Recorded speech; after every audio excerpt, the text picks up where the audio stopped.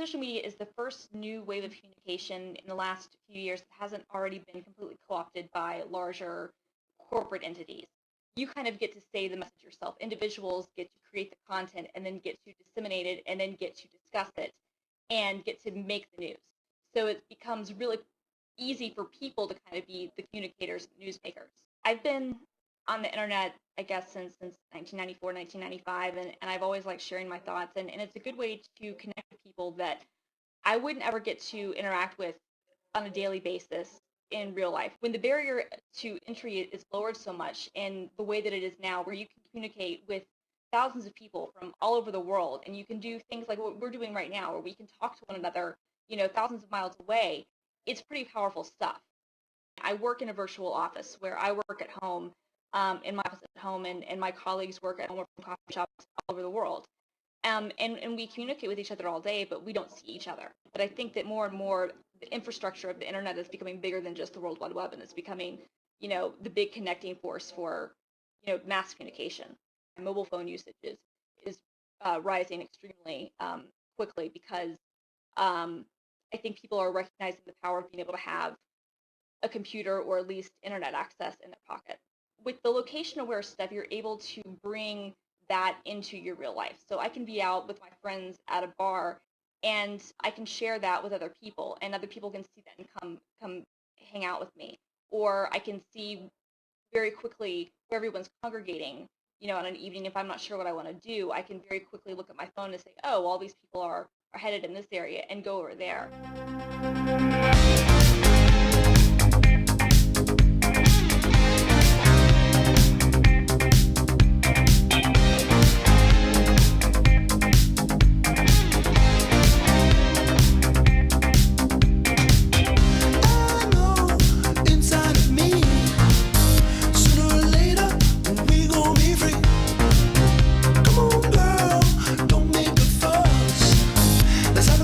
That's not just about us when we don't know which way to go, and it doesn't really matter what we do.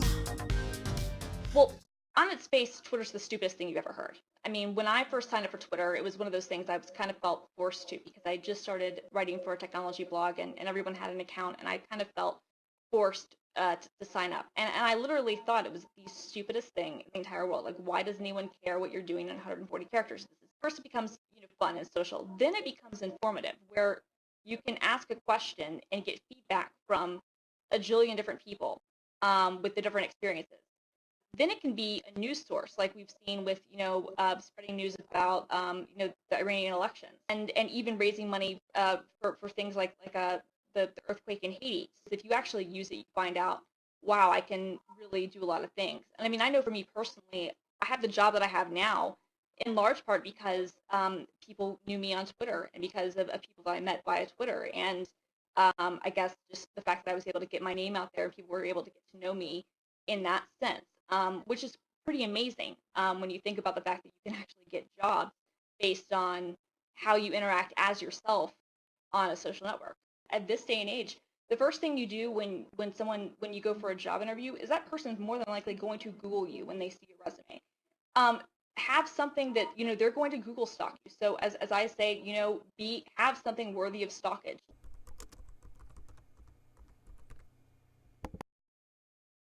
Learning from web producers, I know how to do HTML and Java and Flash and web development with getting a domain name. I signed all that stuff up for myself and had a website, myname.com, melindadavenport.com.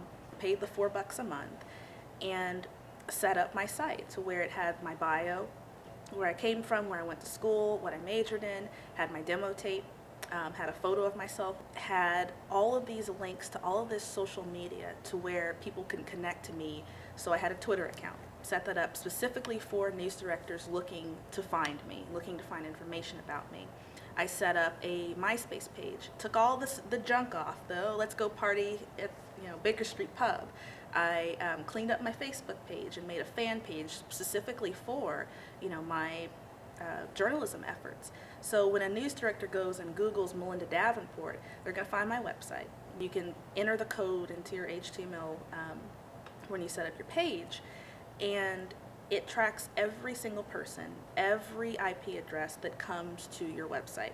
I could tell that a lot of people from the station were taking a look at my demo tape and my bio and my resume and photos and different writing samples that I had on my website, because I'd see WCAX Burlington, or South Burlington rather, at 8, and then another at 9, and another at 9:30, and another at 10. It's terribly difficult to really, in this day and age, market yourself without the social media tools. What we're having to learn how to do is give people the news when they want it, when they need it, when they're looking for it, and that's the web.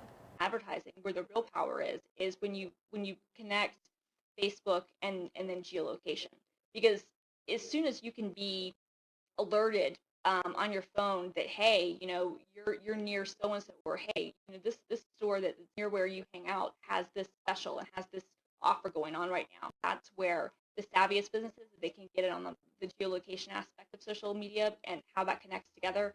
For advertisers, that's ideal. We're actually going to be well, just recently we set up a Facebook page, which is like incredibly easy just for our crew, and they have then you can invite all your friends to be a fan of the page, and you can have updates and stuff. We used to have another fan club on Facebook before they had the pages thing, and it was just like a group that we created, and you had to invite everybody back in the day. So we had maybe 150 fans. Now we've got 200-300. The station was like, all right, use Facebook, use Twitter. We want to use it as an advertising tool. It's an effort to sort of gain viewership, to network with more people, and to reach out to possibly new viewers. I started finding that people were posting things on my own Facebook page saying, what's coming up tonight at 6? And so I was like, well, this is actually a really good way to sort of tease a few stories. So you're strongly encouraged to tweet about one story a day. As news anchors and producers, and the web producer, I couldn't even count how many times she tweets during the day. But as news anchors, we're 3 or 4 times a day we'll tweet something. People who are in their 20s, early 30s, etc., they can find their news immediately. They can go online, they can find the stories that interest them and get that immediate satisfaction. Find out the details that they want to know, and then they're done. Versus, my parents and my grandparents, who at 6 o'clock, the world stopped because everybody was tuning in to watch Merciless Parsons. We don't think as much. The analysis aspect of when news comes in kind of goes away, which is sad. I mean, the nice thing about longer news cycles were that you had time for both the writers and the readers to think about things. The whole thing of 24-hour news, where the same story runs over and over again, and you can hear it from million different angles all at once, and nothing ever has a chance to sink in, and nothing's ever really analyzed for what it is, except it's all happening at once. It's all happening with everything. It's one of those things where if you don't hear about it immediately, then your people are less likely to seek out the information. We expect everything to come at us instantly, and we spend so much time consuming that we don't actually spend any time thinking about what it is we've just consumed. Typically, people who are tweeting or people who are on Facebook are, for the most part, younger. To get younger viewers, really, you need to sort of up the ante. Younger people are looking at Facebook, they're tweeting, and because of that, we're now doing the same thing.